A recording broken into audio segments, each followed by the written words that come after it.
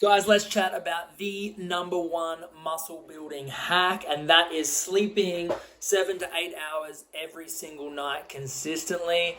That is the number one in my opinion. If you get that right, you'll train better, you'll make better food decisions, you'll feel better in your everyday life.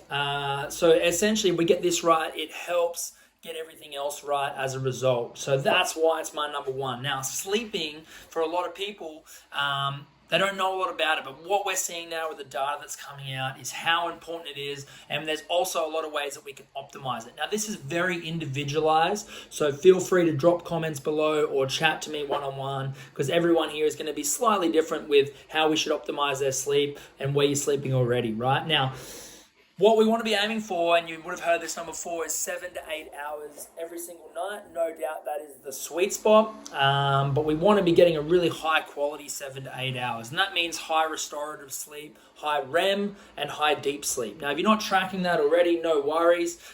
It is a really cool thing to track and get a hold of, especially over this program. Your smart devices will do it, but you'll know whether you're sleeping well based on how you feel as well. So let's chat about a few ways that we can optimize our sleep. Now, the number one thing that I can recommend is to wake and go to bed at the same time every single night. And that includes weekends. A lot of people will get Monday to Friday. They'll have this great routine.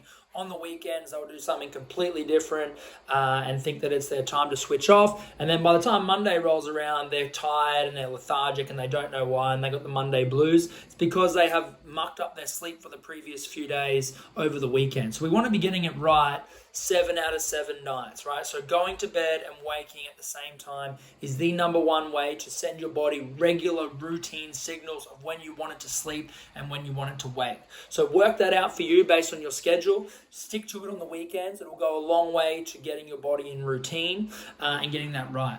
Next thing that I want to chat about is a morning and a nighttime routine to go with these sleep and wake times. So what does it look like the night before for you? There's a few things that you can do. Definitely negating screen time, creating a dark room, potentially even reading, journaling, getting things out of your mind. There's things like frequencies that I play for myself personally that works quite well to sleep better during the night and to relax and unwind. So getting the nighttime routine right, and then going to bed at the same time, and then having a nice wake routine. Now, one of the best things you can do when you wake up is to get sunlight on the body, right, particularly the back of the eyelids. And what this does, it helps the circadian rhythm of the body understand that it's morning, so that later on in the day it's ready to switch off when the sun goes down. So again, we're finding consistency in these things, and they're all lots of little things, and hopefully that one of them will help you if you're not doing them already. But as I said, it's very individualized. You might be getting these things right.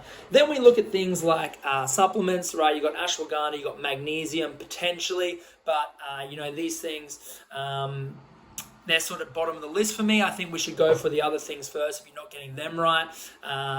The last thing that I wanted to mention is eating prior to sleeping. 2 to 3 hours, have your final meal. Will help digest all your food before you go to bed, so we're not using that wasted energy while we're trying to sleep to digest food. Number one thing that's worked for me this year in particular that I've got right that's made a difference for me is that in helping optimize my sleep. So I hope all those help. There will be a little list beside here for you to tick off on, but if you have discussions on sleep, would love you to drop a comment, see and comment where you're struggling, because others might be struggling as well, and we can chat about ways to help you out and help others out. So drop your comments where you're struggling. Hopefully something I mentioned just then, you'll be keen to give a go, and it will help you as well. So any questions, just sing out. Hope that helps. Let's get this right over this 12 weeks and give yourself the best chance.